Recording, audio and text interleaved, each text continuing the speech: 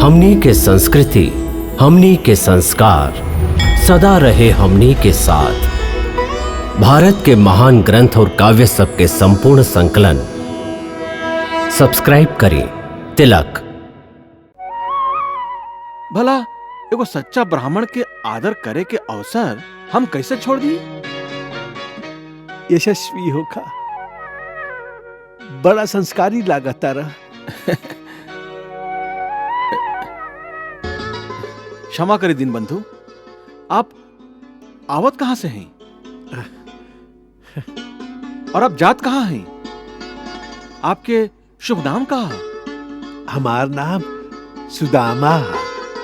हाँ, बाकी इतना कड़ा धूप में ये पीड़ा में आप यात्रा कर रहा हैं? अरे पीड़ा कैसन, तुहार बंसी के धुन सुनते हैं सब पीड़ा भुला गई। किशन कन्हैया के याद आ गई।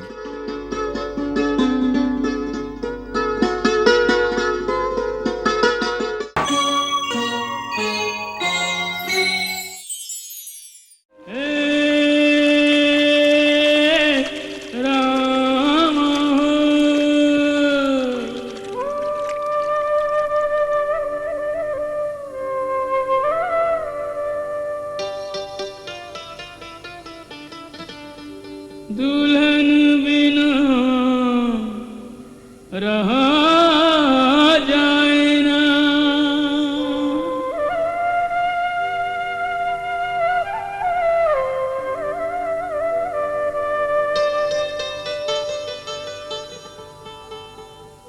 रह रह याद सतावे हो रामा,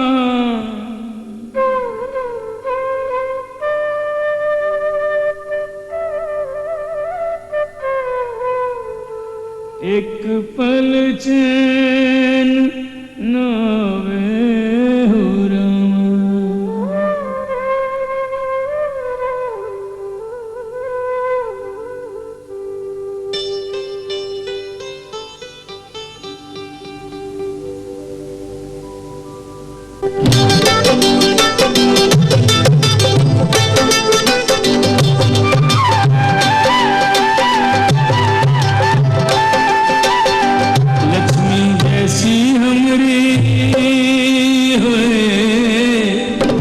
लक्ष्मी जैसी हमरी गोरी रे दुल्हनिया, दुल्हनिया बिन रहा जाए ना,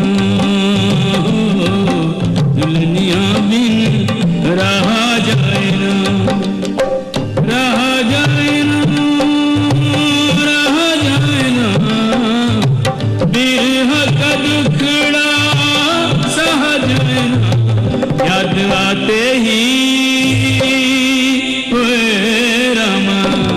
याद आते ही आंखों में आए पनिया, दुल्हनिया बिन रहा जाए ना, ना दुल्हनिया बिन रहा जाए ना।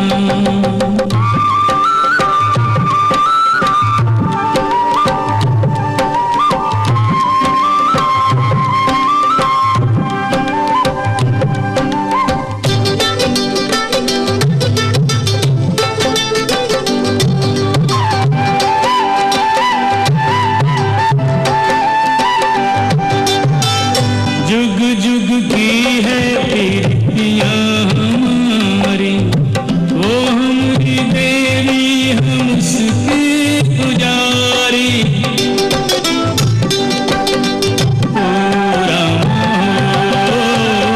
जुग जुग की है प्रीतिया हमारी, वो हमारी देवी हम उसके पुजारी। रहा जाए बिरहा का दुखड़ा सहा जाए ना, हम है ग्वाले और हम है ग्वाले और वो है बहरनिया, दुल्हनिया बिन रहा जाए ना, दुल्हनिया बिन रहा जाए ना। गोरी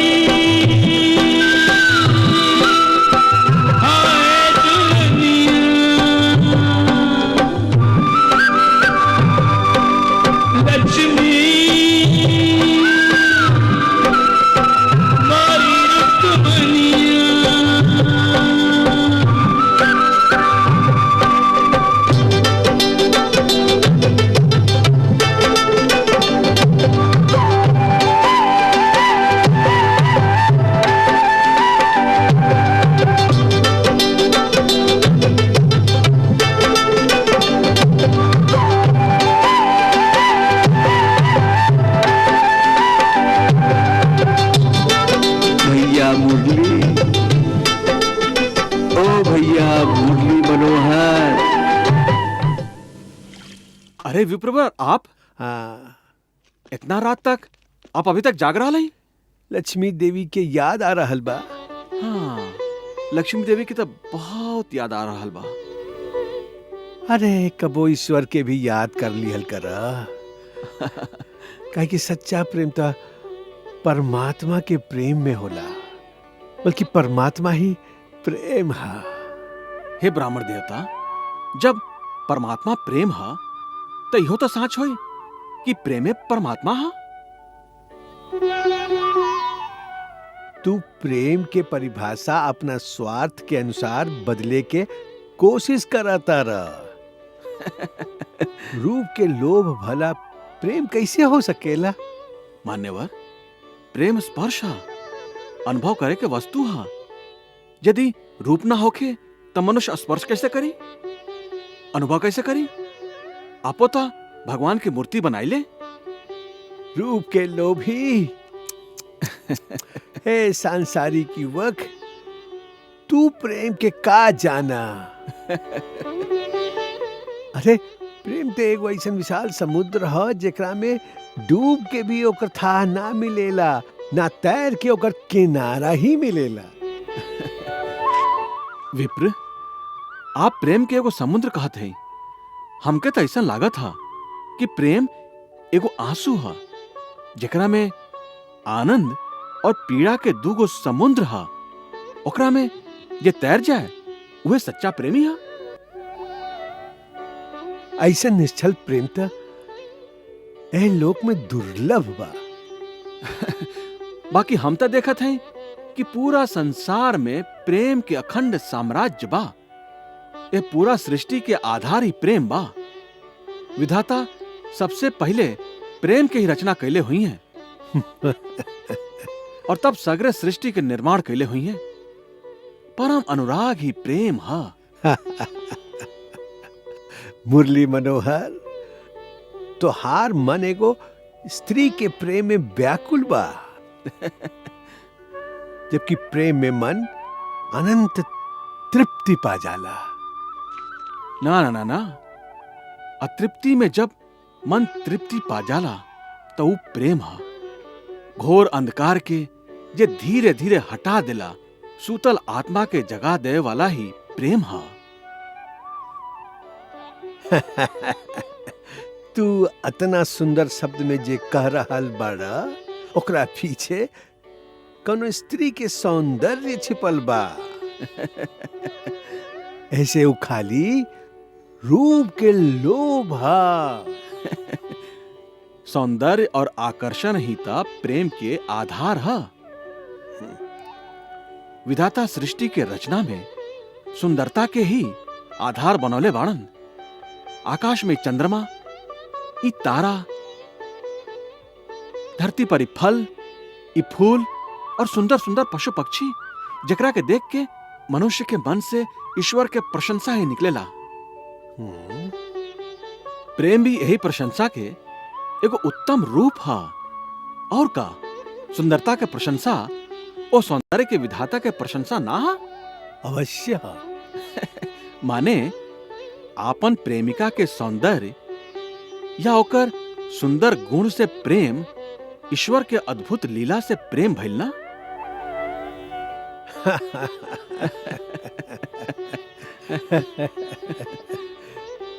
मुरली मनोहर, हाँ? तोहरा में एगो गुण अवश्य बा। का? अपना नाम के ही तरह मन के हर लेवेला। मनोहर नाम के गुण बा तोहरा में। तोहार बात और तोहरा तर्क से जीत पावल कब्बो कब्बो असंभव हो जाला। हमके तो अपना धर्म संकट में नजर आवता। श्री कृष्ण श्री कृष्ण। तोहके प्रेम रस में डूबे के बाद डूबा भाई, हमरा तो नींद आवता। श्री कृष्ण श्री कृष्ण श्री कृष्ण श्री कृष्ण श्री कृष्ण श्री कृष्ण श्री कृष्ण श्री कृष्ण श्री कृष्ण श्री कृष्ण श्री कृष्ण श्री कृष्ण श्री कृष्ण श्री कृष्ण।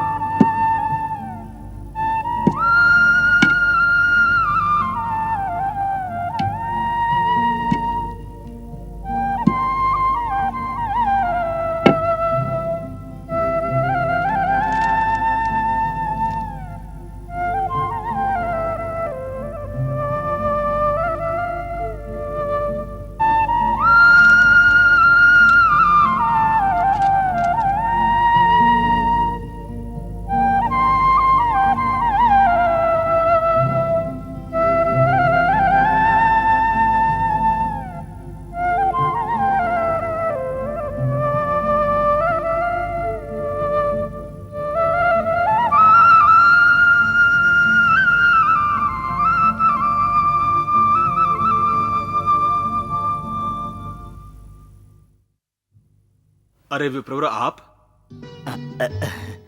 काहे उठ गेली? अमृत बेला हो रहा। हम ते समय रोजे उठिला, बाकी तोहके देख के लग रहा है कि तू रात भर सूतल नहीं खा।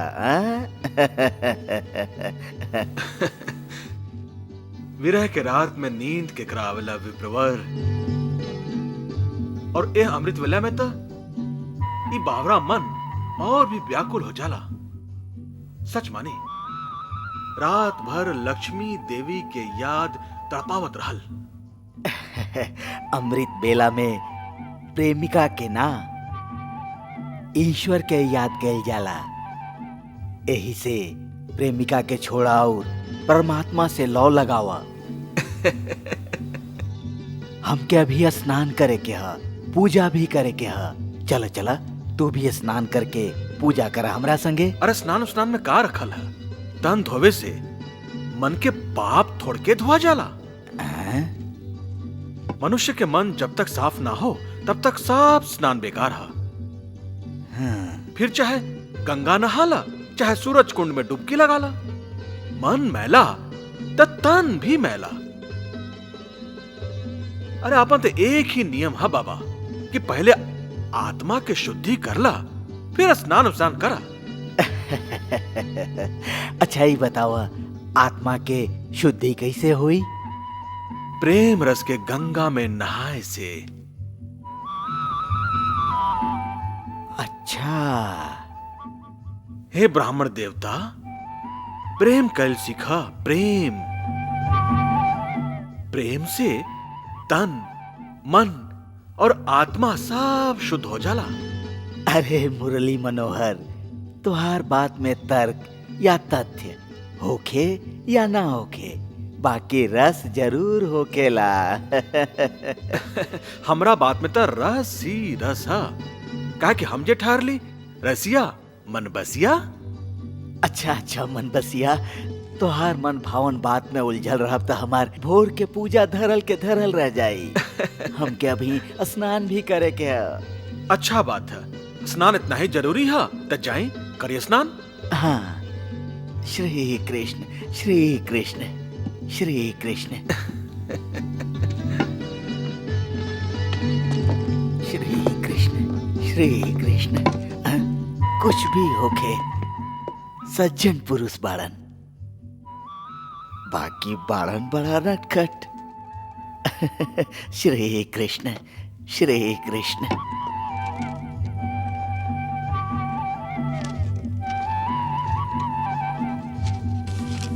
ओ लक्ष्मी जैसी हमरी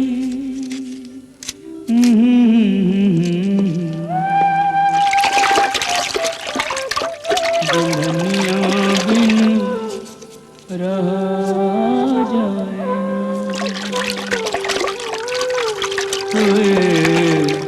दुल्हनिया बिन रहा जाए, हमरी दुल्हनिया।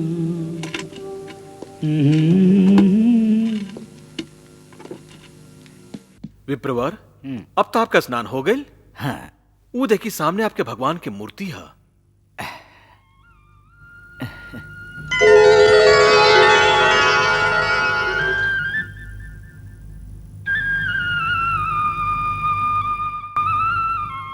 हम आपके खाते थोड़ा सा फूल ले आए हैं, इनका के ग्रहण करें और अब जाके आनंद से पूजा करें। धन्यवाद। तू बड़ा संस्कारी जीव लागेला, बाकी कबो कबो विचित्र बात करेला। ऐसे कि हमार बात साच है, हमार तर्क साच है। बुढ़ापा में तू हमार धर्म नष्ट करे के प्रयास कर रहल बड़ा। जे धर्म तर्क से नष्ट हो जाए वो सच्चा धर्म ना हो सकेला। हम तो खाली दूध के दूध और पानी के पानी करे के कोशिश करत रही। आंख के जे सोना दिखाई देला ओकरा अकल और बुद्धि के कसौटी पर परख के ई दिखावल चाहत हैं कि वो कितना खरा और खोटा है। तोहार बात हमके धर्म संकट में डाल देवेला। संकट मोचन के पूजा करी, सब संकट दूर हो जाई। चली पहले पूजा करी। चली चली। हाँ। श्री कृष्ण श्री कृष्ण श्री कृष्ण श्री कृष्ण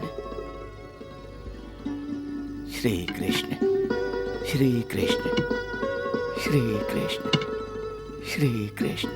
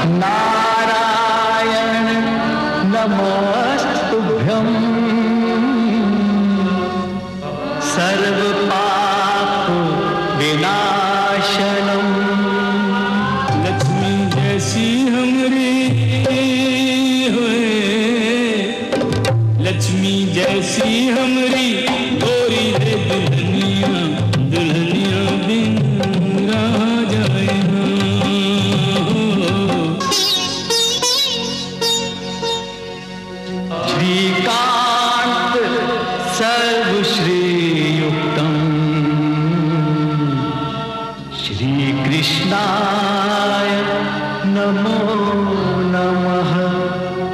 रह जाए बिरह का दुख सह जाए हमने ग्वाले और हमने ग्वाले और वो है महारानियां। मुरली मनोहर,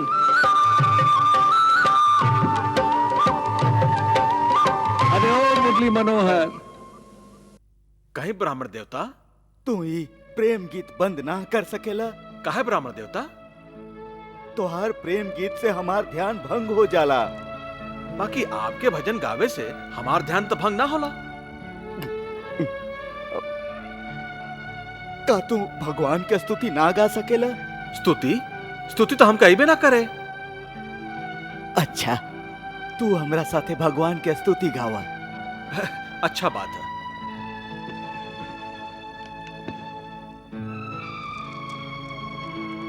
ब्राह्मण की आज्ञा है तो जरूर गायब।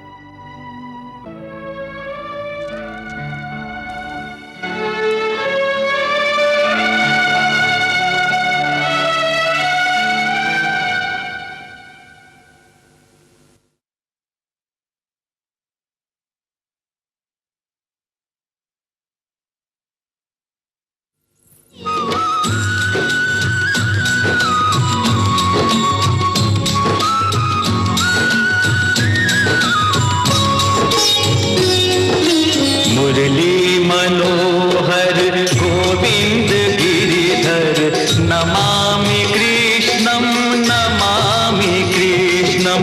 ये कृष्ण प्रेमी कहे निरंतर नमामि कृष्णं नमामि कृष्णं।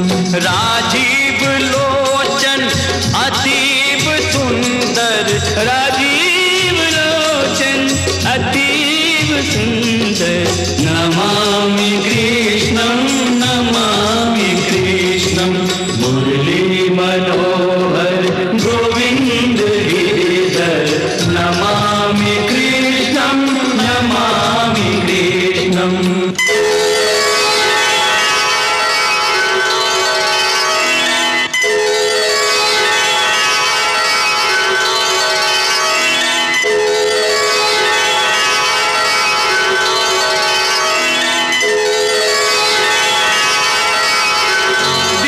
जनों की आस तुम्ही हो, भक्तों का विजय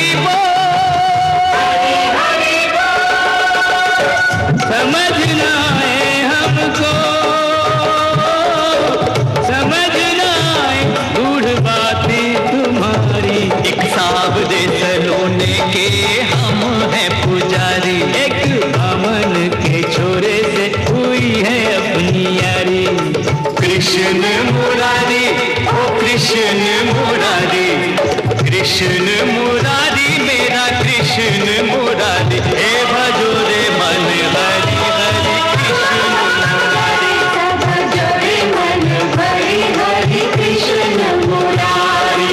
हरे कृष्ण हरे कृष्ण हरे कृष्ण हरे हरे, हरे कृष्ण हरे कृष्ण हरे कृष्ण हरे हरे, हरे कृष्ण हरे कृष्ण हरे कृष्ण हरे हरे, हरे कृष्ण हरे कृष्ण हरे कृष्ण हरे हरे, हरे कृष्ण हरे कृष्ण हरे कृष्ण हरे हरे।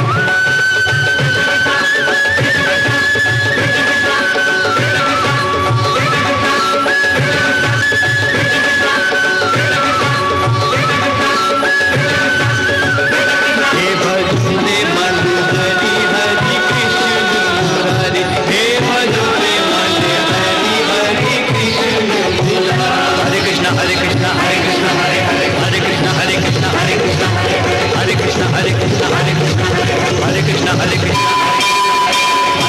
हरे कृष्ण हरे कृष्ण हरे कृष्ण हरे कृष्ण हरे हरे, हरे कृष्ण हरे कृष्ण हरे कृष्ण हरे हरे, हरे कृष्ण हरे कृष्ण हरे कृष्ण हरे हरे, हरे कृष्ण हरे कृष्ण हरे कृष्ण हरे हरे, हरे कृष्ण हरे कृष्ण हरे कृष्ण हरे हरे, हरे कृष्ण हरे कृष्ण हरे कृष्ण हरे हरे।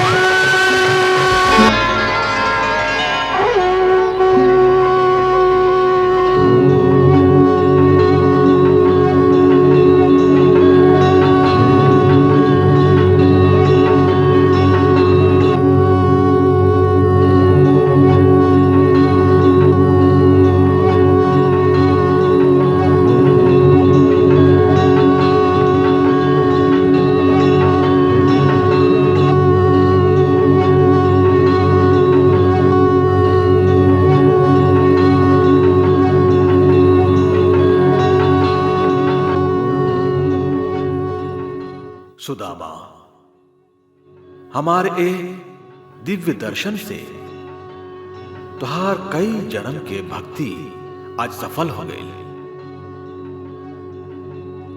ए समय हमरा सामने होखे के कारण तोहरा पर हमार माया के कोनो प्रभाव ना पड़ सकेला। ऐसे ए समय तुहार शरीर सूक्ष्म और तुहार चक्षु दिव्य हो गई हा।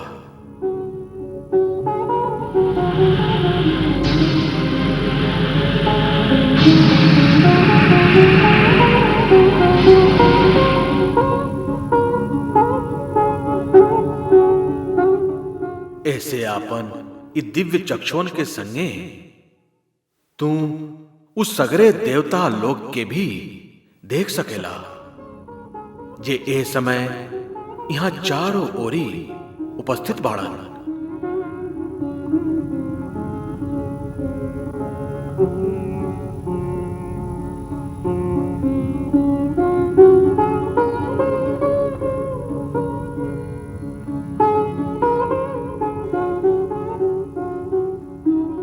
तोहरा संगे जे मुरली मनोहर के रूप में ठाड़ हवन उहो हमार ही रूप हवन, हमके पहचाना।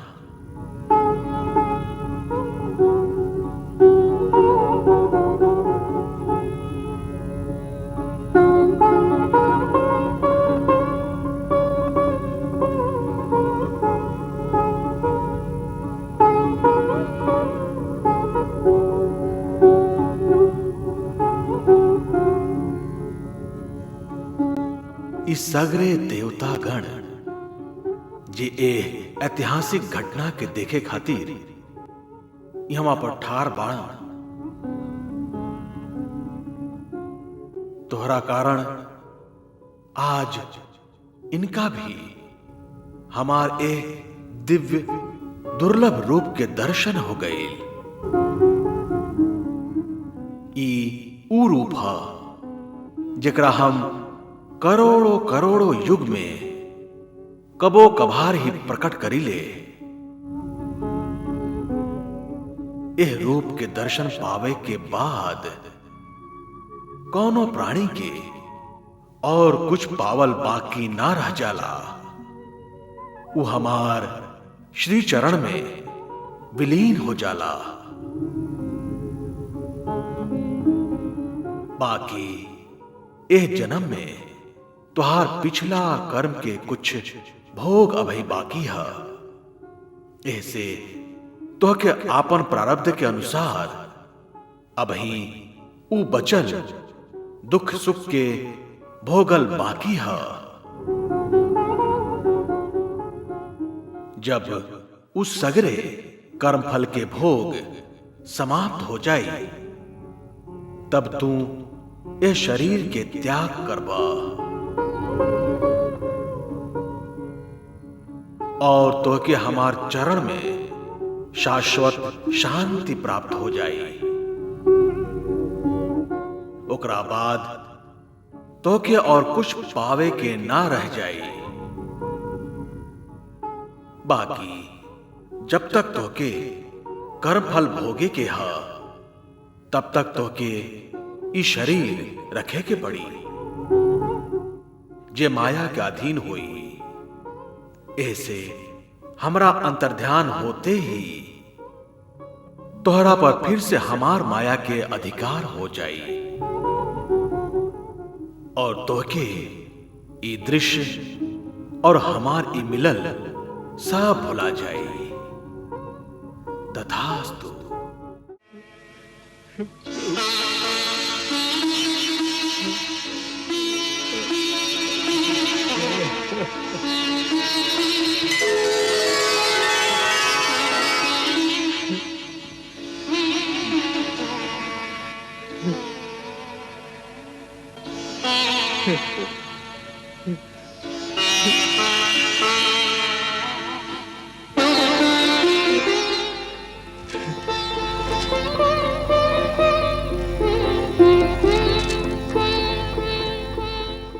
वाह भैया, मुरली मनोहर। कहा कहना बा तोहार। आज तोहरा संगे भगवान के स्तुति गावे में जितना आनंद आयल उतना जीवन में कबो ना आयल। आज के पूजा के रस तो विचित्र रहे। लगता तू कोनो जादूगर बाड़ा। जादूगर तो आप हैं विप्रवर। आपके भक्ति में जरूर कोनो जादू है। ऐसन जादू कैले हा आपकी ई स्तुति कि हम अपन लक्ष्मी जैसन दुल्हनिया के भी भुला गईली। वाह विप्रवर वाह, धन्य हैं आप, धन्य हैं। धन्य तो श्री कृष्ण कन्हैया बाड़न। लागता तोहरों पर भी उनकर कृपा होके लागल बा।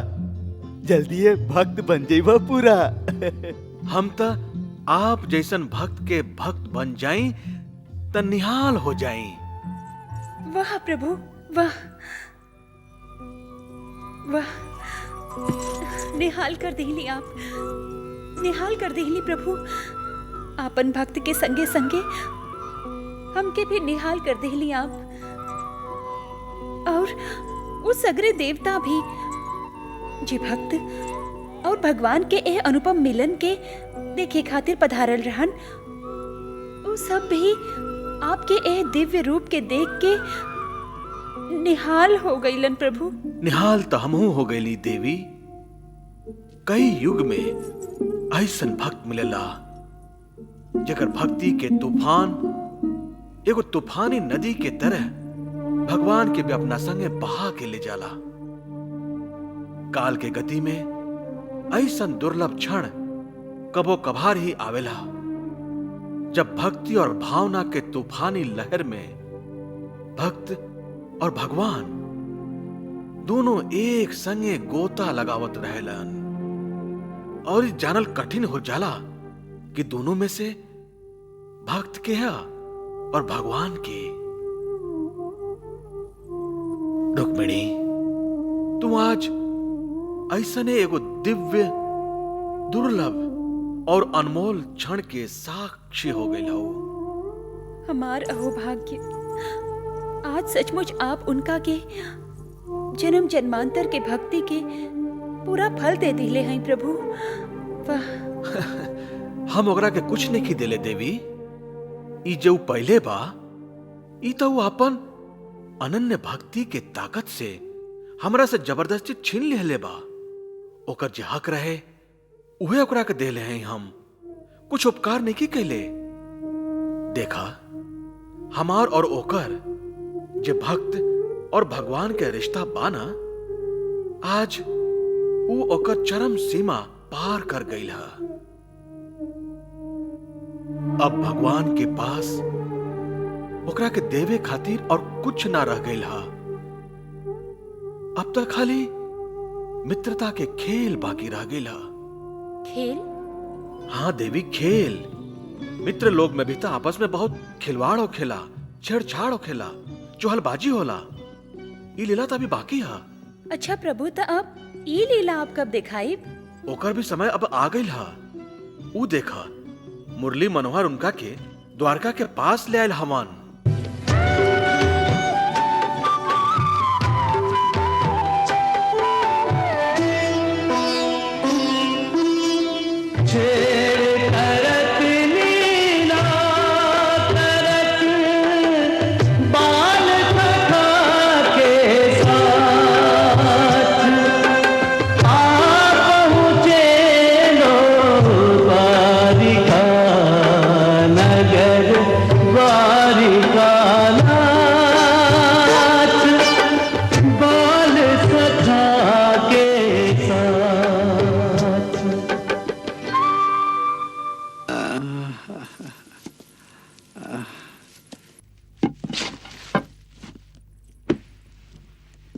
ली विप्रवर, द्वारका नगरी आ गइल।